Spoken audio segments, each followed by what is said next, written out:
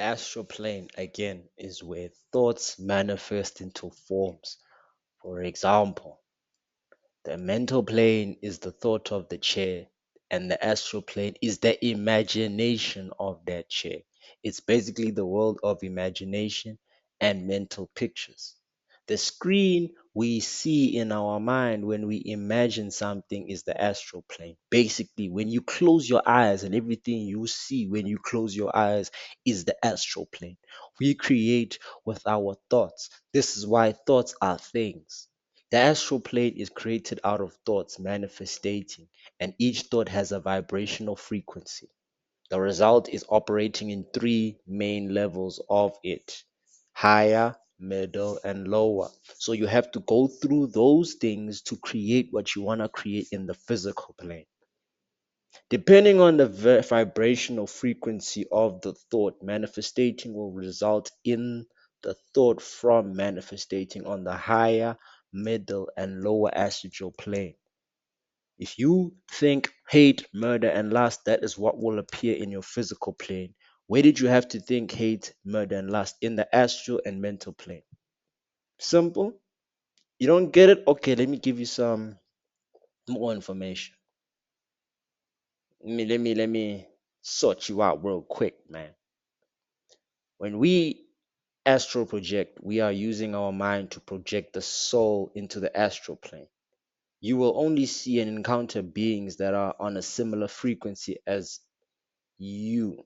If you operate on lower frequency, you'll become across demons and negative entities. Demons, angels, spirits, and jinns are living within the astral plane. They're basically entities that have no physical body. Elements are spirits of the four elements. For example, they are spirits of fire, water, air, and earth. So if you're a cold, laid back guy, chilled, you will ap- manifest in your physical realm the same level of frequency as those people.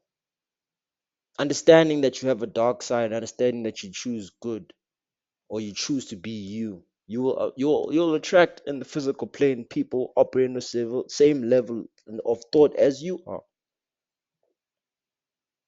But to better understand the astral plane, yes, the astral plane exists alongside the physical plane, compromising both the divine solar level and the lower lunar level. The divine level holds the blueprints for all things, while the low level is the initial sphere of the soul reaching after death. The astral plane lacks a natural landscape, appearing white and formless, or black and formless when you close your eyes.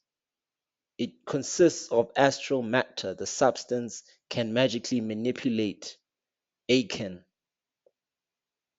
to protect her, to create thought forms and objects created on the astral plane can eventually manifest in the physical plane.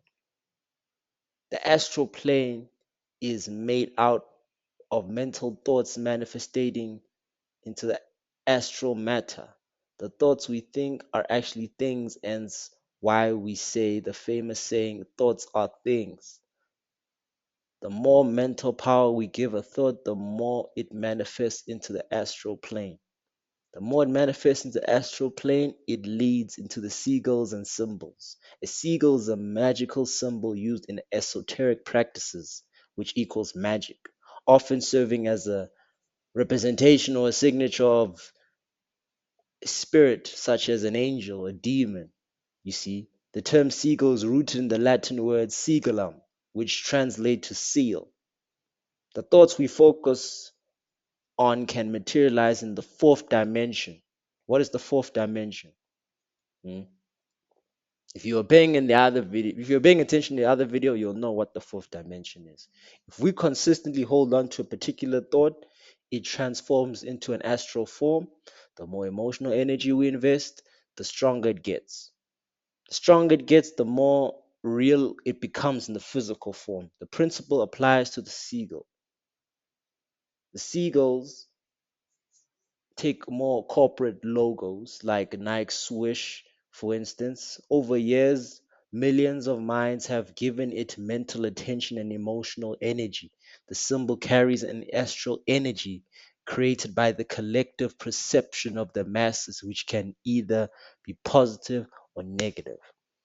The government operates on the astral plane because it needs the energy and the thoughts from the masses for it to be real and for it to have energy itself. No matter how negative the government is, it needs our energy for it to be real. That's what the astral plane basically explains. We have had to have thinking about the government and have to have thought about everything that needs to change. It's the same thing with religion, hive minds, and energy harvesting. Direct thoughts, energy, and attention towards the deity Jesus Christ brings forth an entity within the astral plane. Organized religion functions as an energy harvesting tool for entities within the astral realm. You see, people in the astral realm, or these pastors and all these things who are talking, what makes you think they are not using spirits and high entities from the astral realm to communicate with you this information? You think they just get this information from a book?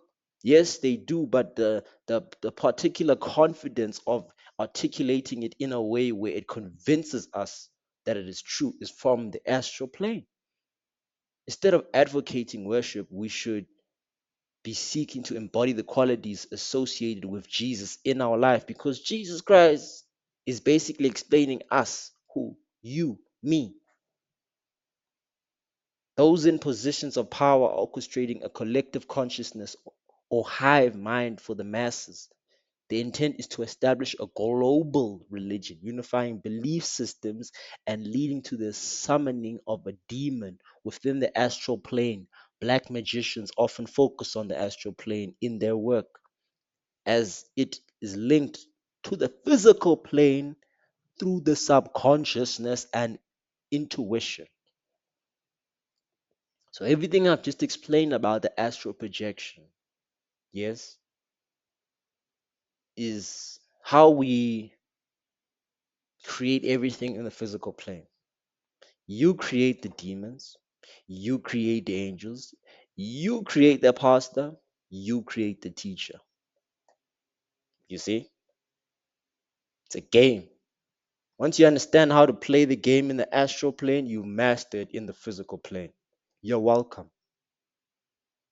This is Metaphysics Sessions.